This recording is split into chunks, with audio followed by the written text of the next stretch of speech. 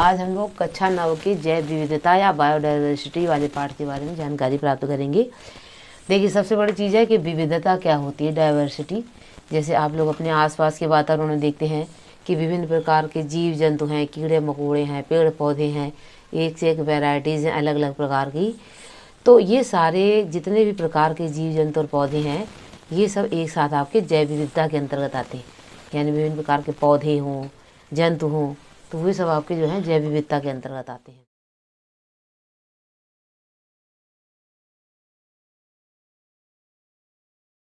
इसका हमने किस प्रकार से वर्गीकरण किया है जैव विविधता का। वर्गीकरण का आधार क्या है कि ये एक कोष की जंतु हैं कि बहुकोष की जंतु हैं।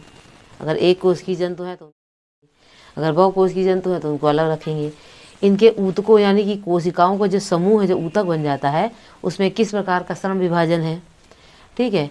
और इसके अलावा ये किस प्रकार का पोषण करते हैं। जैसे मान लीजिए स्वयं भोजन बना रहे हैं तो वो कहलाएंगे क्या, स्वपोषी। और अगर दूसरे से भोजन प्राप्त कर रहे हैं तो परपोषी के अंतर्गत आएंगे। फिर इसके बाद जो है वर्गीकरण और जैव विविधता, यानी कि वर्गीकरण जो हमने किया, जीव जंतुओं को विभिन्न भागों में बांटा, तो उससे हमको कैसे पता चलता है कि जीवों का विकास हुआ है, जैव विकास हुआ है। तो वर्गीकरण द्वारा जो है क्या पता चलता है कि हमने सबसे पहले सरल जंतुओं को रखा, उसके बाद क्रमशः जटिल संरचना के आधार पर और श्रम विभाजन के आधार पर, पोषण की विधियों के आधार पर हमने वर्गीकरण को निम्न से उच्च की क्रम में रखा। और उससे हमको ये ज्ञात होता है कि किस प्रकार से निम्न कोटि के जंतुओं से, सरल जंतुओं से जटिल जंतुओं का विकास हुआ है। और ये सब जैव विविधता के अंतर्गत आता है। और ये प्रक्रिया लंबे समय तक होती रहती है और आज भी चल रही है ये प्रक्रिया और अनंत काल तक चलती रहेगी। यानी जैसे कि आप लोगों को पता है कि जीवों का जो विकास है वह प्राचीन कालीन जीवों का विकास जल से हुआ है और उस वहाँ पर बहुत छोटे सूक्ष्म जंतु उत्पन्न हुए थे और फिर धीरे धीरे उन्हीं से जो है आजकल के आधुनिक जंतुओं का विकास हुआ है। तो ये जैव विकास को दर्शाता है, जो हमारा वर्गीकरण है जैव विकास को दर्शाता है, ठीक है। फिर आपका चौथे नंबर पर आता है वर्गीकरण समूहों के पदानुक्रम संरचना क्या है। यानी कि जो हमने वर्गीकरण किए हुए हैं उनके समूह के पद क्या हैं, ठीक है। तो सबसे पहले आपके जो कैरोलस लीनियर थे, इन्होंने लगभग 1758 के सन में जो है पूरे जगत को, जितने भी जीव जंतु हैं उन सबको दो जगतों में बांटा, दो जगत में बांट दिया। एक को कहते हैं पादप जगत, यानी कि जो हरे रंग के थे और अपना भोजन स्वयं बनाते थे, स्थिर रहते थे, वो सब पादप के अंतर्गत आए। और जो जंतु जो थे इनमें संवेदनशीलता थी, गमन थी, अपना स्थान परिवर्तित कर सकते थे, वो जंतु। तो ज़्यादातर लोग जो है पादप और जंतु के ही नाम से इनको जानते थे। फिर उसके बाद जो है बहुत सारे ऐसे सूक्ष्म जीव देखने को मिले, प्रोटोजुआ हैं, कवक हैं, इस प्रकार के जंतु देखने के लिए मिले, जो कि पादप में भी आते थे, जंतु में भी आते थे।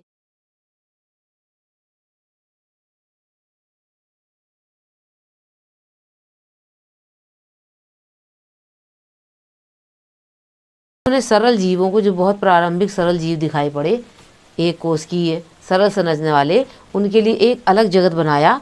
उसमें से आपके जे हॉग और अर्नेस्ट हैकल, यानी कि जे हॉग एक वैज्ञानिक थे और अर्नेस्ट हैकल दो वैज्ञानिक थे।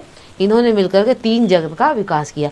तीन जगत में आपके प्रोटोकिस्टा में सरल जंतुओं को रख दिया और पौधों में आपके पौधों को रख दिया और इसी में आपके बैक्टीरिया को भी रख दिया।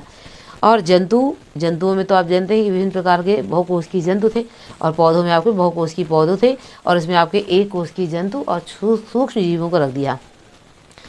फिर उसके बाद और भी बहुत सारे जंतुओं का विकास होता गया कि जो है बहुत सारे जंतु ढूंढने में आते गए जो कि आपके एक कोष की और बहुत ही ज़्यादा सरल संरचना वाले थे। उनको भी इसमें प्रोटोकिस्टा में रखना सही नहीं लगा। तो फिर बाद में जो है लगभग 1938 में हर्बर्ट एफ कॉपलैंड ने जो है 4 जगत वर्गीकरण पद्धति दी। तो उन्होंने बहुत ही सरल संरचना वाले जीवों को जगत मोनेरा में रख दिया और उससे ज़्यादा बड़े एक कोष की जंतुओं को प्रोटोकिस्टा में रख दिया, प्रोटिस्टा जगत में रख दिया। और फिर पादप में बहुकोष की पौधे थे और जंतु में आपके बहुकोष की जंतु थे, ठीक है। तो ये आपके जो है 4 जगत वर्गीकरण हुआ। उसके बाद जो है आपके जो RH व्हिटेकर हैं, उन्होंने जो है 5 जगत प्रणाली जो इसमें वर्तमान में चल रही है। देखिए, अब 1969 में RH व्हिटेकर ने इन जगतों को 5 भागों में बांटा, इसलिए इसे पंच जगत प्रणाली कहते हैं। और अभी भी ये प्रणाली जो है बहुत मान्य है। तो इसमें से पहला जगत आपका जो है जगत मोनेरा को रखा गया है। और जगत मोनेरा में आपके बहुत ही आदि प्रिमिटिव प्रकार के प्राचीन जीव आते हैं, जैसे कि आपके बैक्टीरिया हो गए, है ना, ब्लू ग्रीन एल्गी हो गई, यानी कि नीली हरी शैवाल हो गई, माइकोप्लाज्मा हो गया, ये ऐसी बिल्कुल अविकसित कोशिकाएं हैं, यानी कि प्रोकैरियोटिक कोशिकाएं हैं जिनमें केंद्रक विकसित नहीं होता है। ठीक है। दूसरे जगत में आपका आता है प्रोटिस्टा। प्रोटिस्टा में एक कोश की जंतुओं को रखा गया जिनमें केंद्रक विकसित था, केंद्रक के चारों ओर की झिल्ली भी विकसित थी। तो ऐसे एक कोश की जंतुओं को जो है जगत प्रोटिस्टा के अंतर्गत रखा गया, जिसमें आपके अमीबा है, पैरामीशियम है, यूग्लिना है, क्लेमाइडोमोनास वगैरह आते हैं। फिर तीसरा जगत इन्होंने रखा जगत कवक। कवक या फंजाई कह सकते हैं, फंजी। इसमें विभिन्न प्रकार की कार्बनिक पदार्थों में उगने वाले जो कुकुरमुत्ते जो होते हैं उनको हम इसमें रख सकते हैं, जैसे कि राइजोपस है, एस्परजिलस है, ईस्ट है, विभिन्न प्रकार के मॉल्ट्स हैं जो आपके रोटी में या सड़े गले पदार्थों में उत्पन्न हो जाते हैं, सब्जियों वगैरह में, हर चीज़ में उत्पन्न हो जाती है। ये सब आपके कवक के अंतर्गत आते हैं। हालांकि ये प्लांट है, क्योंकि इनकी कोशिकाओं में सेल वॉल में जो है सेल्यूलोज पाया जाता है या काइटिन पाई जाती है, तो इनको प्लांट्स के अंतर्गत रखा जाता है। लेकिन इनमें हरित लवक ना होने की वजह से इनको अलग कर दिया गया और ये प्लांट के बजाय एक अलग जगत कवक में रख दिए गए। जगत कवक में रख देने से क्या हुआ कि हरित लवक रहित पौधे जो हैं इनको सबको एक में कर दिया गया, जबकि पौधों को देखिए अलग से जगत में रखा गया है। ठीक है। फिर अगला जगत इन्होंने बनाया जगत पादप। ये तो पहले से ही था। जगत पादप में आपके बहुकोश की सभी पौधे आ गए जिनमें हरित लवक उपस्थित था, सेल वाल उपस्थित थी, सेल वाल में सेल्यूलोज उपस्थित था। ये जो है हरित लवक की वजह से जो है स्वयं भोजन बना सकते थे, स्वपोषित थे। और लास्ट में आपका जगत जंतु। जगत जंतु में आपके सभी बहुकोश की जंतु आते हैं। ठीक है। जिसमें बहुत सारे प्रकार के जीव जंतु जितने भी आपको देखने को मिलते हैं, कीड़े मकोड़े, गाय भैंस बकरी घोड़े सब आते हैं, इंसान भी।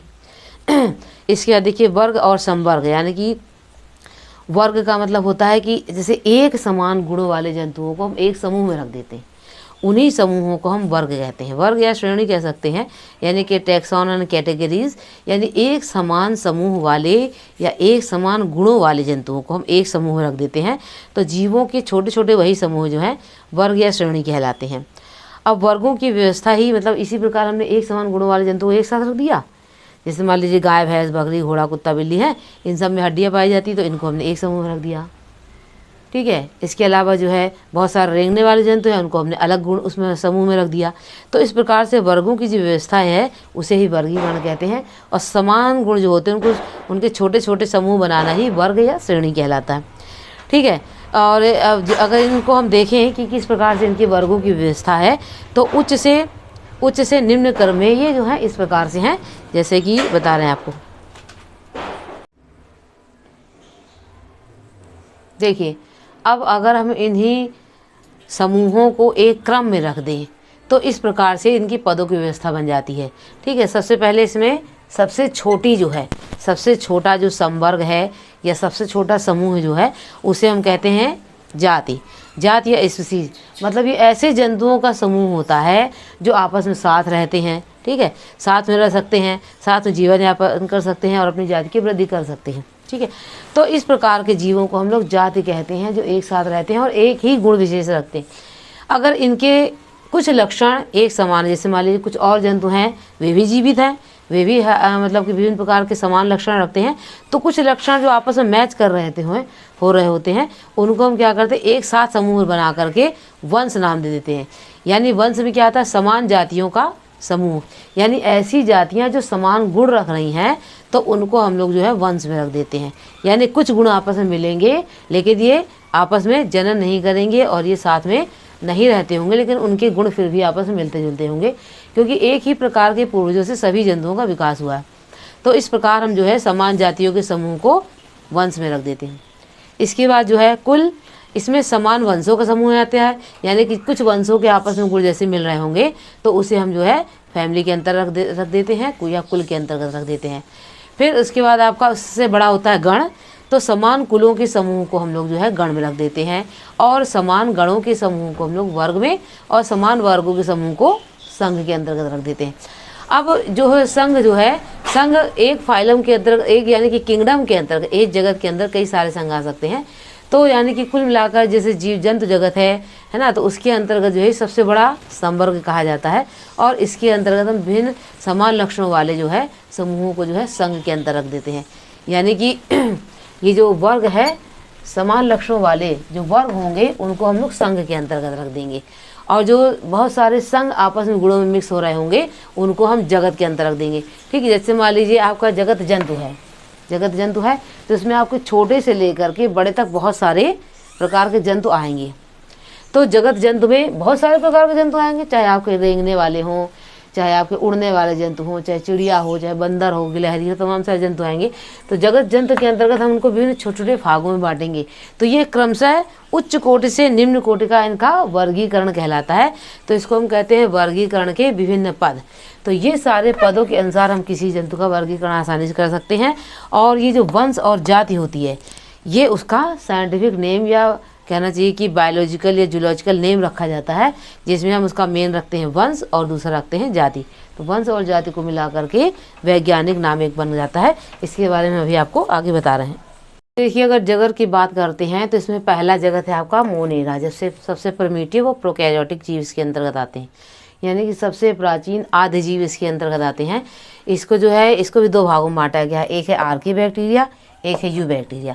आर्की बैक्टीरिया का मतलब सबसे प्राचीन कालीन जीवाणु, जो आपके किसी भी तरह के वातावरण में रह सकते हैं, विपरीत परिस्थितियों में रह सकते हैं, अनुकूल वातावरण में रह सकते हैं, एक से एक उच्च तापमान में रह सकते हैं, ठंडे में रह सकते हैं, लवणीय जल में रह सकते हैं, किसी भी चीज़ में रह सकते हैं। मतलब ये ऐसे जीव हैं, ऐसे जीवाणु हैं जो किसी भी तरह के वातावरण में ये रह सकते हैं। और यू बैक्टीरिया जो है ये आपके आजकल के विकसित जीवाणु हैं, यानी कि इसके अंतर्गत विकसित प्रकार के जीवाणु आते हैं जो वर्तमान में सबसे ज़्यादा देखने को मिलते हैं। फिर उसके बाद जगत आपका दूसरा है प्रोटिस्टा, या इसको आप प्रोटोकिस्टा भी कह सकते हैं। इसके अंतर्गत एक ही फाइलम को रखा गया है, एक ही संघ को रखा गया है, प्रोटोजोआ। तो इसमें सभी आपके एक कोष के ऐसे जीव आते हैं जो कि यूकैरियोटिक है। यूकैरियोटिक का मतलब होता है कि ऐसी कोशिका जिसमें केंद्रक के चारों ओर झिल्ली पाई जाएगी। झिल्ली अगर पाई जा रही है तो इसी को हम कहेंगे यूकैरियोटिक जीव। अब जो केंद्रक में झिल्ली तो इसमें अन्य ऑर्गेनेल्स भी पाए जाएंगे, ठीक है ना। तो मतलब ऐसे जीव जिनमें केंद्रक झिल्ली पाई जाएगी वैसे भी आपके यूकैरियोटिक जीवों के अंतर्गत आएंगे, जैसे कि अमीबा हो गया, पैरामीशियम हो गया, यूग्लिना है, क्लेमाइडोमोनास वगैरह, बॉल बॉक्स, ये सब इसी के अंतर्गत आते हैं, एक कोष की जंतु। फिर उसके बाद तीसरा जगत है आपका कवक। कवक यानी कि फंजी। इसमें आपके एक कोष की जंतु जैसे कि ईस्ट आएंगे, एक कोष की पौधे टाइप के जंतु हैं ये, या पौधे कह सकते हैं आप इनको। एक कोष की पौधे ईस्ट आएंगे और बहुकोष की कवक आएंगे, यानी कि बहुकोष की भी है और ये एक कोष की भी है। तो बहुकोष की में जैसे आपके राइजोपस है, एस्परजिलस है, ईस्ट है ना, विभिन्न प्रकार के और भी कवकीय पौधे हैं जो आपके मृत कार्बनिक पदार्थों में उगते हैं, ये सब कवक के अंतर्गत आएंगे। और आपको पता है कि इनमें हीमोग्लोबिन या हरित लवक नहीं पाया जाता, हरित लवक इनमें नहीं पाया जाएगा। इस कारण से ये पौधों से कुछ अलग हैं, लेकिन इनके कुछ लक्षण पौधों से मिलते जुलते हैं। इसके बाद आपका आता है जगत पादप और जगत जंतु। इनका वर्गीकरण इस प्रकार है। अब देखिए, चौथा जगत है पादप। पादप जगत को कितने भागों में बांटा गया है? थैलोफाइटा। इसमें बहुत ही सरल प्रकार के पौधे आएंगे, हरे रंग के। जनरली आप जैसे देखते हैं नदियों तालाबों के किनारे जो काई उगाती है, फिसलनदार काई, ज़्यादातर उसमें इस तरह की शैवालें आती हैं, लाल शैवाल, हरी शैवाल, भूरी शैवाल, तमाम तरह की शैवाल होती है, ठीक है। इससे और ज़्यादा विकसित है आपका ब्रायोफाइटा। ब्रायोफाइटा में इससे कुछ और अधिक विकसित पौधे आते हैं, जैसे कि रिक्सिया, मार्केंसिया, पेलिया, पॉलीट्राइकम वगैरह। और इनको पादप जगत का उभयचर भी कहा जाता है। क्यों? क्योंकि ये आपके पानी में भी रह सकते हैं और छायादार स्थानों में रहते हैं, यानी कि सूखे में भी थोड़े समय के लिए रह सकते हैं और पानी में भी रह सकते हैं। तो इस प्रकार के पौधों को हम लोग जो है उभयचर या उभयनिष्ठ कह सकते हैं। तो ब्रायोफाइटा में आपको कुछ ऐसे पौधे आएंगे जिनमें थोड़ी थोड़ी पत्तियाँ, थोड़ा तना टाइप की संरचना और इनकी जड़ें राइजोइड्स टाइप की, मतलब ऐसे प्रकार की संरचनाएं विकसित हो जाएंगी जो पानी को अवशोषित तो करें लेकिन वास्तविक जड़ें नहीं होंगी, ठीक है। इसके बाद और विकसित श्रेणी में आपके आते हैं टेरिडोफाइट्स। टेरिडोफाइट्स में कुछ और विकसित पौधे हो जाते हैं जिनमें वास्कुलर बंडल भी कुछ मात्रा में डेवलप हो जाते हैं, यानी कि जल को ऊपर चढ़ाने के लिए इनके जड़ें भी बन जाती हैं और कुछ मात्रा में जो है तना भी विकसित हो जाता है, पत्तियाँ विकसित हो जाती हैं। इनमें फर्म पौधे आते हैं, फर्न के पौधे आते हैं, लेकिन इनमें फूल वगैरह नहीं खिलते हैं। इनकी पत्तियों में ही विभिन्न प्रकार के बीज वगैरह बनते हैं, बीजाणु बनते हैं। फिर इससे ज़्यादा विकसित आते हैं जिम्नोस्पर्म। ये एकदम पेड़ जैसे ही होते हैं, लेकिन जिम्नोस्पर्म में आपके ऐसे पौधे आएंगे जिनमें पुष्प तो उत्पादित नहीं होते हैं और फल भी उत्पादित नहीं होते, लेकिन बीज बनते हैं। तो इनको हम लोग नग्न बीजी पौधे भी कह सकते हैं। इनमें जो है नर पादप और मादा पादप भी अलग अलग होते हैं और इनमें जो है ज़्यादातर जैसे साइकस है, पाइनस है, जिंगो वगैरह इस तरह के पौधे आते हैं। फिर इनसे और ज़्यादा विकसित आपके आते हैं एंजियोस्पर्म में। एंजियोस्पर्म में आपके आवृत बीजी पौधे आते हैं। ये जो आपने आसपास आम, नीम, पीपल, जामुन, दुनिया भर के सब पौधे देखते हैं, ये सब एंजियोस्पर्म के अंतर्गत आते हैं। और इनको जो है 2 भागों में आप बांट सकते हैं, एक बीजपत्री पौधा और 2 बीजपत्री पौधा। तो एक बीजपत्री पौधे में जिनके बीज आपके बिल्कुल एक ही रहेगा, उसको आप फुला करके खोल नहीं सकते 2 पार्ट में, जैसे कि गेहूँ है, धान है, ज्वार, बाजरा, मक्का वगैरह है।